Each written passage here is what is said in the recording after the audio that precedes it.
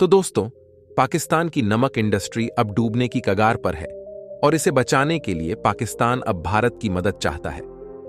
कुछ सालों पहले पाकिस्तान ने भारत से अपने सभी व्यापारिक संबंध खत्म करने की कसम खाई थी। अब वहीं पाकिस्तान भारत से अपने ट्रेड रिलेशंस को मजबूत करने के बारे में सोचने लगा है, क्योंकि भारत के बिना $80 मिलियन की पाकिस्तान की नमक इंडस्ट्री अब दम तोड़ने लगी है।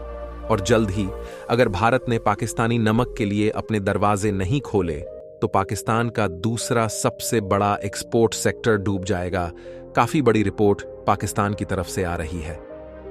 मेन खबर यह है कि salt manufacturers association of Pakistan यानी कि येसमय ने अपने पाकिस्तानी सरकार से भारत के साथ ट्रेड बैंक को खत्म करने की बात की है, क्योंकि इस बैन की वजह से ही पाकिस्तान साउथ ईस्ट एशियन देशों को सस्ता नमक एक्सपोर्ट कर पा रहा है और ना ही अपने नमक को पैक करने के लिए सस्ता पैकेजिंग मटेरियल पाकिस्तान भारत से ले पा रहा है। दरअसल नमक को बाजारों तक पहुंचाने के लिए कई सारी चीजों की जरूरत पड़ती है। पैकेजिंग मटेरियल के अलावा कुछ बेहद ही जरूरी केमिकल्स जैसे कि सोडियम सिलिकेट, मैग्नीशियम कार्बोनेट और पोटेशियम आयोडाइड।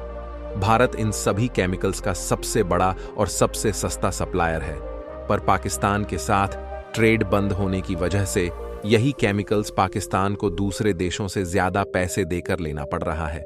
इसके अलावा लाल सागर का रूट बंद होने की वजह से पाकिस्तान की नमक इंडस्ट्री ऑलरेडी घाटे में चल रही है। अगर इस वक्त पाकिस्तान और भारत के बीच सब कुछ ठीक होता तो भारत के थ्रू पाकिस्तान बांग्लादेश, नेपाल, श्रीलंका, भूटान और म्यांमार जैसे देशों के अलावा इंडोनेशिया था, थाईलैंड और मलेशिया जैसे देशों को नमक एक्सपोर्ट कर सकता था। पर अब इसी नमक को पाकिस्तान एक लंबे रूट से इन देशों तक पहुंचा रहा है, जिसकी वजह से ज्यादा कॉस्ट पाकिस्तानी प्रोड्यूसर को देनी पड़ रही है।